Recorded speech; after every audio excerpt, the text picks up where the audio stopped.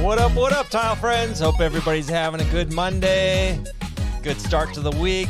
We've got another Monday motivation for you. Today we're going to be talking about the 10 habits of highly successful people. Success is something we all want to achieve. And hey, what better goal to have, overarching goal, I should say, than to be successful. But what are the habits of these successful people that we admire so much? Well, I've been studying and looking into it, and I want to talk to you today about 10 of these habits that I've identified over the years. All right, so let's get into it. Real quick here. So the first habit that I've noticed that highly successful people have is they wake up early. And listen, real quick, I forgot to say, all of these habits today are things that I'm working on. So I'm not telling you to do something that I am not practicing myself. I want to be successful. I want TileMoney to be successful because I know if TileMoney's successful, that means more of you will be successful also, right? And more people will have the opportunity to grow successful, profitable, sustainable businesses. So that is the crux of today's message is, look, we're all working on different things together. We're all working on things separately, but together we're moving forward as a community. So the first habit I noticed was successful people wake up early. You know, the majority of people do this. Not everybody lives by these 10 rules, but people like Jack Dorsey, right? He wakes up at like 5:30 a.m. He meditates. He goes for his run. Richard Branson, similar, like 5:45 a.m. I researched. Tim Cook, about 5 a.m. Howard Schultz, about 4 a.m. Steve Jobs, when he was alive, he woke up at 6 a.m.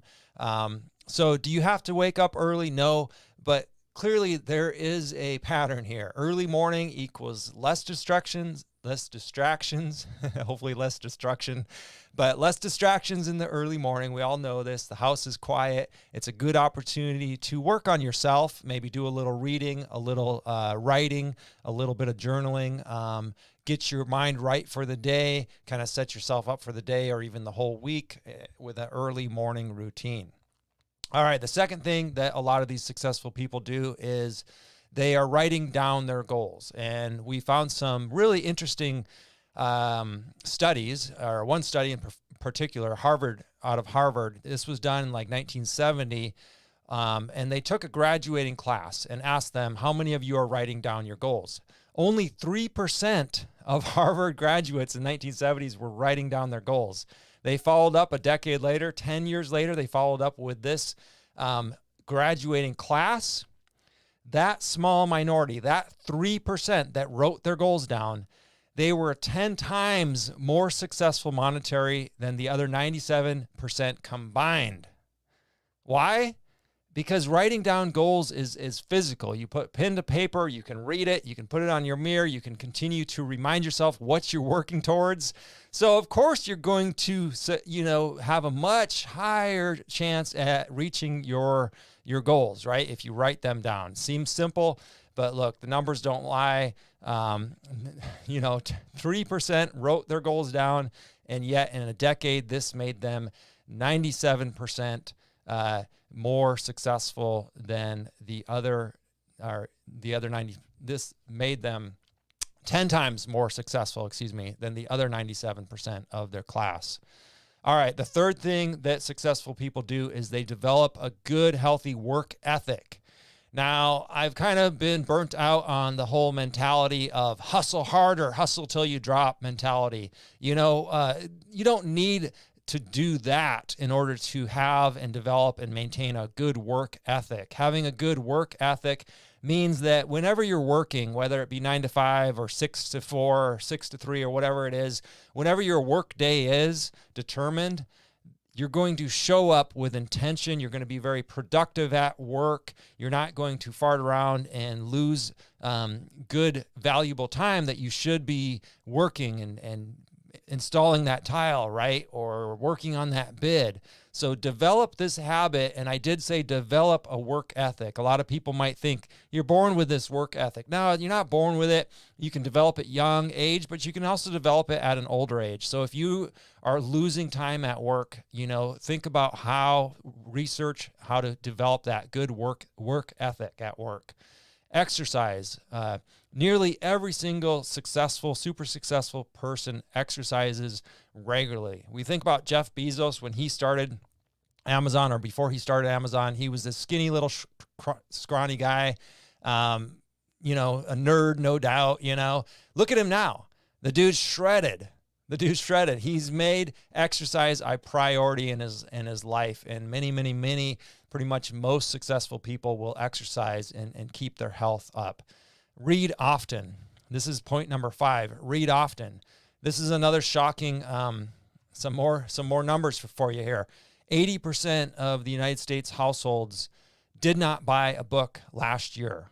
80% of your friends did not buy a book last year. Just over 30% of people who graduate high school will never read another book in their entire life. Over 40% of people who graduate college never read another book again. And again, 80% of people last year essentially did not buy a book last year. So this may or may not shock you. You may or may not read. You may or may not be on one side or the other of those statistics. But how about once you look at average CEOs?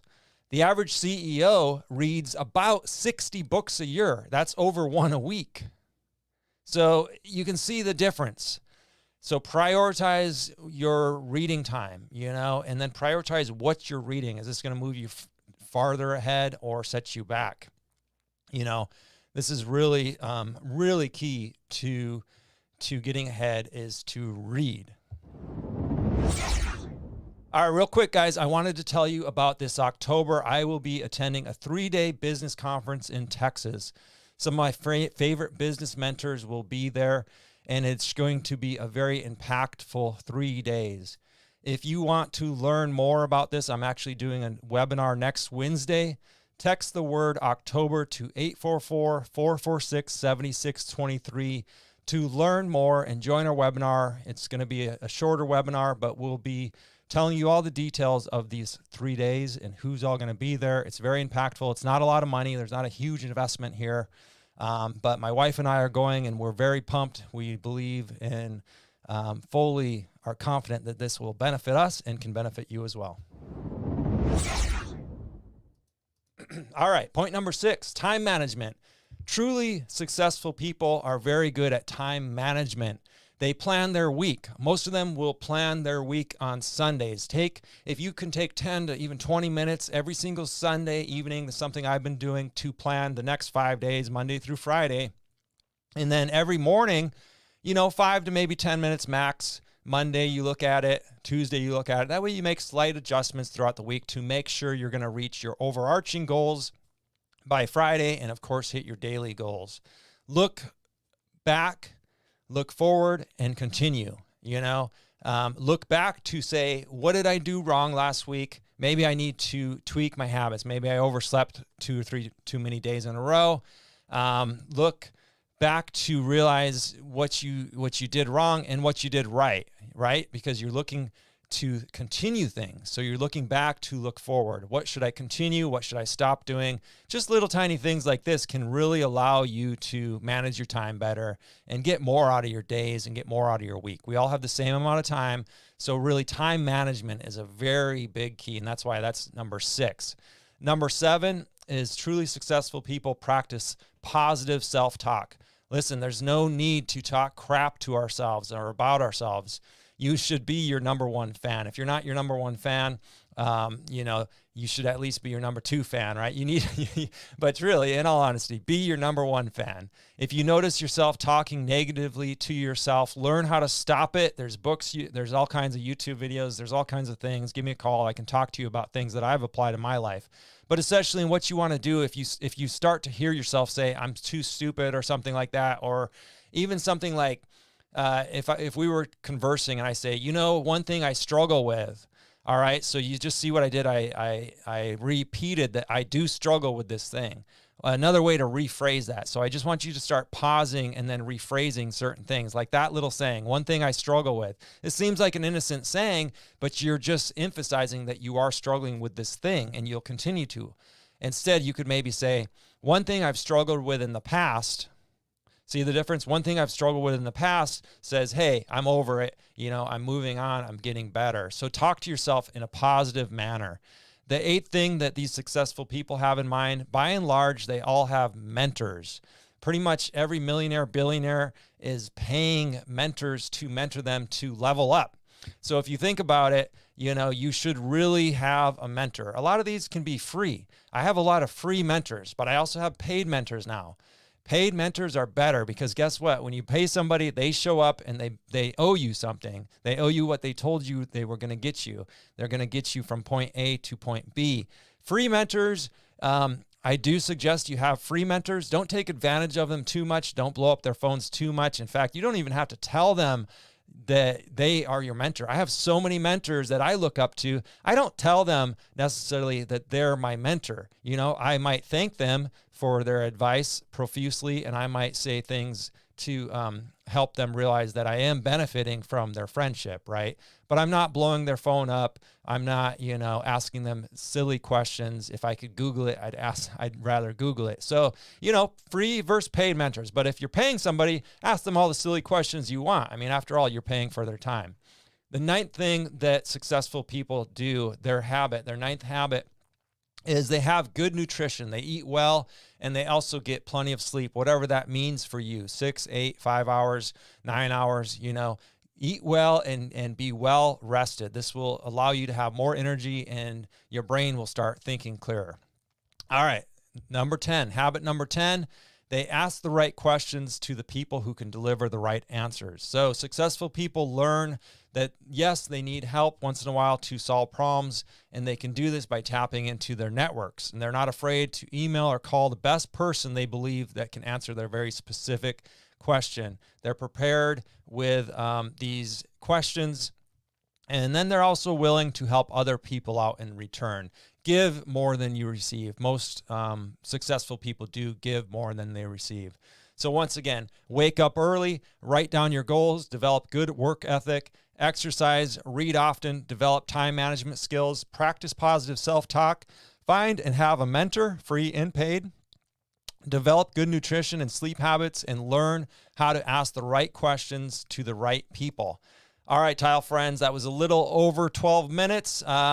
Once again, if you want to come join us in October for our 3-day business seminar, where we're going to be learning from some of my favorite mentors that I've been listening to for a long time, and when this came up, it was a sign for me. Text the word October to 844-446-7623. Today's Monday Motivation was brought to you by HappyTileGuy.com. HappyTileGuy.com is where you can go to get your websites designed for you.